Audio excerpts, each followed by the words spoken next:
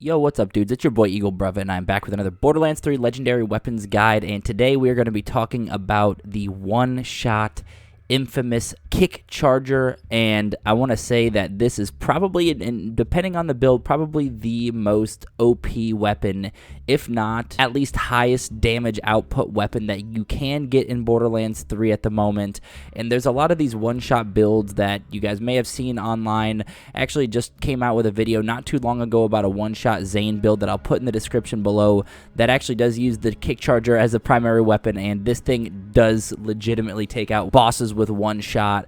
It is absolutely insane. Now, of course, we're going to go over where to get this gun, show you a little bit of gameplay, and talk about the wiki as well. Everything, the Kickcharger, but you could see in my case, I have the nuclear Kickcharger.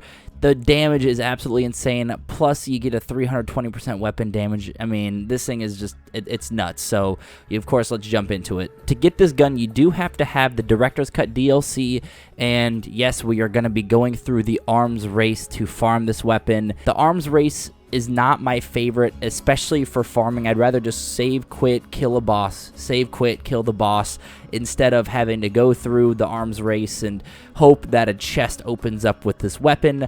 But I do want to say that I've done this walkthrough twice, and I've gotten the Kickcharger both times in the chest, so it is a high drop, and it seems like it does drop pretty frequently. So we're going to go to Pandora, and then it's going to be under the Stormblind complex. Of course, we're going to go ahead, we're going to fast travel here. The Kickcharger is actually going to be located, and I'm going to zoom out, and actually the only area that I've covered in here, if you are facing this way, facing towards the arms race marker or the waypoint, it's going to be the one down here in the bottom left. That's going to be the chest that you actually need to get to get the Kickcharger. Of course, that has its highest drop in the chests. You can also get it in a world drop, but I've actually never gotten it in a world drop, just in this chest, and I've gotten it 100% only 2 times that I played through in this chest. I'm telling you guys, the arms race is a big pain in the ass, so of course I'm going to show you guys where you need to go to just get to the quickest route to this chest and farm this weapon, because it is such a pain. So if you guys have not played this, and this was actually the first few times I've ever played this, you're going to land right here, and we're going to try to get, of course, make our way to the ping so we can get these chests. If you guys don't know what arms race is or haven't really had any experience with arms race, it's basically a map where a bunch of enemies spawn. You spawn the map with no loot at all, no weapons, no shields, nothing like that, and you have to open up chests. You have to go around the map to collect the loot and pretty much kill through the enemies to make your way towards these chests where they can have, of course, legendary weapons, high-end loot, and then you're going to want to extract the loot at the end. So, of course, we're going to go through that. I'm going to show you guys what exactly I'm talking about here, but we're going to make our way to this elevator, and you can actually run through these bosses. You don't necessarily need to go through and kill all of them. I mean, you could even run through them without any gear, but one way to just avoid even more enemies is we're going to take a right over here, and there's actually somewhat of a little bit of a glitch that'll allow you to jump and climb up this wall in the corner here. I'm using a flak build, so you just go up to this corner and then just double jump, and takes a couple times you're there. I know sometimes with Mo's builds it may be a little bit more difficult because of just the smaller character, but basically you could see the ping now. We have the chests selected and the doors are locked, so we do have to kill these enemies here. So it'd be good to just grab loot on your way here.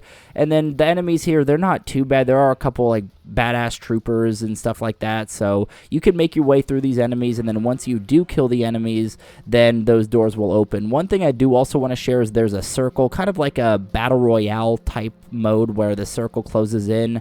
There is a circle that closes in, so you want to make sure you get here as soon as possible. We actually do get dropped here and get a pretty clutch second wind, which goes and unlocks the door for us. There's going to be 2 chests in here, and you guys can see that we get the pestilent Kickcharger. Now, the one I showed earlier is a different one, but of course, we do get the Kickcharger. Now you need to extract the loot, so you cannot just save and quit and be on your merry way. So basically what you want to do is you want to ping a gear extractor location, preferably the closest one near you. They're pretty much both towards the middle of the map. There may be some others that spawn outside of that, but I would definitely recommend pinging that once you do have this weapon in hand, and then just making your way to that gear extractor. Now, once the gear is extracted, then you can save and quit, or you can die. I actually end up trying to kill the main boss at the end and die, but I still got the weapon once I extracted it. It goes right into your sanctuary loot, so it's not going to go into your backpack or anything. You do have to go back to sanctuary, and you have to get the loot from your inventory safe. So we're at the gear extractor, and you guys can see that there are some bosses that are kind of around it, but basically you want to make sure that you select the gear that you want to extract, and then you hit extract on that, and you can see that it actually made, now this extractor only had 2 more spots that are open. But if you're only going for this gun, you don't really need to worry about that. If you guys were going for a bunch of other, if you had like let's say you had 5 weapons in your pocket and you wanted to extract all 5 of them, each extraction spot has only 3 slots available, so you'd have to put 3 weapons or shields into this extractor, and then the other 2 into another extractor. So there are only 3 spots, but since we're here just for the Kickcharger, that's not a problem. You guys can just throw that in there and have it extracted to have it sent over to your safe or to your bank in Sanctuary. Of course, there are some other legendaries that can drop in this map as well, so if you guys want to, go around and kill some enemies, see if they drop some random loot, you guys will notice that there are some dedicated drops in here. We might talk a little bit about it. I don't know, I feel like I had my fix with the arms race, and I got what I needed, so arms race I'm pretty much done with and probably won't come back to, but there are some dedicated drops in arms race that are pretty solid. So if you guys do want to, of course, play through this and get some of these kills while you're here, go for it. If you're just here for the Kickcharger, then you can save and exit, or if you die, it's all good.